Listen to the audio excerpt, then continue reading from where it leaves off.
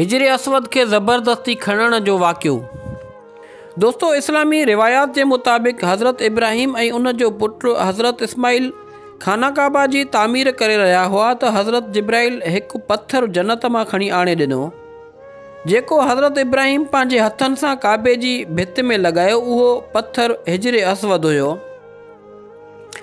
7 ज़ुल्हज 317 हिजरीअ ते बहरेन के हाकिम अबू ताहिर सलेमान करामती मक्का मुअज़्ज़मा ते कब्ज़ो कयो ऐं हिजरे असवद के खाने काबे में कढाए पाण सां गॾु बहरेन खणी वियो।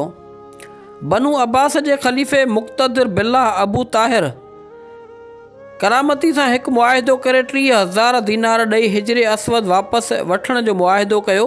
हिजरे असवद की वापसी लाइ उन वक़्त के वॾे आलिम मुहद्दिस शेख अब्दुल्ला बिन अकीमुल मुहद्दिस के मोकिलियो। बहरेन के हाकिम एक तकरीब में हिजरे असवद के एक खुशबूदार गिलाफ में वेड़े पेश किया। मुहद्दिस अब्दुल्ला फरमायो, हिजरे असवद जूं 2 निशानियों आहिनि। एक तो ही पत्थर पानी में बुडंदो कोन, बी त बाहि ते गरम न थींदो। आउं पहिरीं चेक कंदुसि। उन पत्थर के चेक कयो वियो तो पानी में बुडी वियो ऐं बाहि में गरम थी वियो। शेख चयो त ही असली नाहे। शेख मुहद्दिस चयो, मुआहिदे मुताबिक़ असांखे असली पत्थर ॾियो। पोइ असली पत्थर हिजरे असवद आंदो वियो। उहो बाहि में विधो वियो तो थधो रहियो ऐं पाणीअ में विधो वियो तो गुल वांगुरु तरण लगो। त मुहद्दिस अब्दुल्ला फरमायो, उहो असांजो हिजरे असवद आहे, उहो जन्नत जो पत्थर आहे। हाकिम अबू ताहिर करामती तअज्जुब में पुछियो, उहा मालूमात तव्हां किथां आंदी? त मुहद्दिस अब्दुल्ला फरमायो, उहे ॻाल्हियूं रसूलुल्लाह सल्लल्लाहु अलैहि वसल्लम खां ख़बर पयूं त हिजरे असवद पाणी में बुडंदो कोन ऐं बाहि में गरम न थींदो।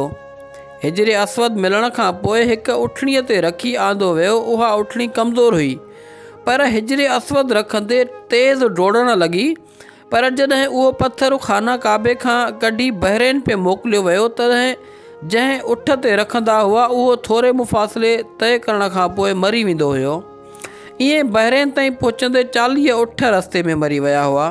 पर वापसीअ में एक कमज़ोर उठणी उन पत्थर के तेज़ रफ्तारी से खाना काबा ताईं पहुँचायो। इएं 22 साल के अरसे बाद हिजरे असवद के वापस खाना काबा में नस्ब किया वियो।